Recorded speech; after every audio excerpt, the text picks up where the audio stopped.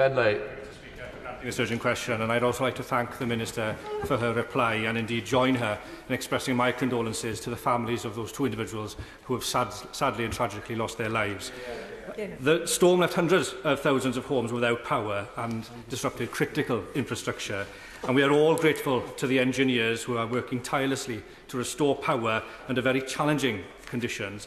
And I should also like to pay tribute to the emergency services and local authorities who have also worked very hard to clear roads and to offer support to households where possible.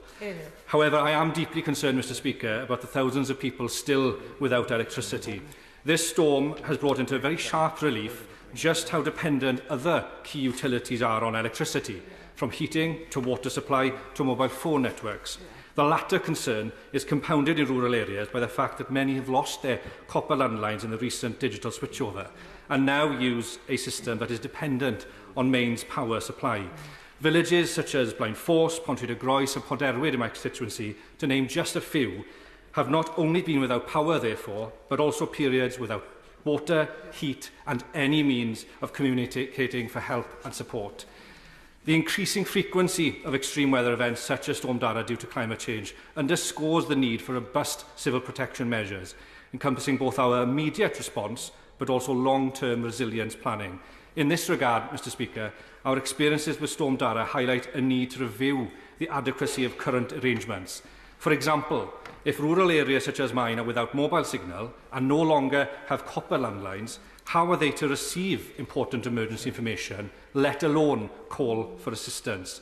Would the Minister therefore commit to reviewing arrangements in light of this storm, including whether the Priority Services Register is adequate to address the needs of vulnerable residents during widespread power outages, and ensure that key utilities are equipped to mitigate the impacts of future extreme weather events?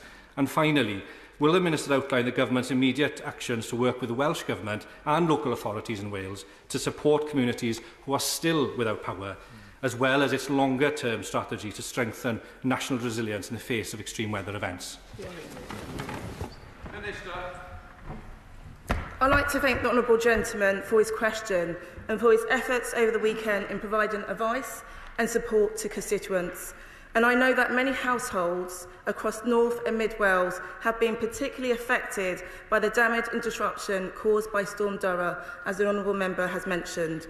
So I again extend my sympathy to all those that have been affected by cuts, flooding and other disruption, which I know would have been very distressing. I also want to pay tribute again to the emergency services and utility workers in North and Mid Wales who are continuing to work hard to support the households affected. The UK Government has been working closely with their counterparts in Welsh Government. I know this is an issue that the Honourable Member has raised concerns about. And my right honourable friend, the Chancellor of the Duchy of Lancaster, spoke to the First Minister on Friday, and we are still continuing to work closely together. So I hope he feels reassurance on that aspect. In my first response, I did set out how work is underway to resolve the situation in relation to properties without power and properties affected by flooding, as the honourable gentleman has rightly pointed out. More broadly, we are continuing to work with partners to ensure that the disruption has been caused is addressed as soon as possible, and that support is provided to those affected. And I hope the honourable gentleman feels reassured that we are constantly monitoring the work that we have done to see how we can improve it for future flooding situations like this and storm situations. So I hope the honourable gentleman feels reassured that the government is taking this seriously, and I hope the whole House will support these efforts.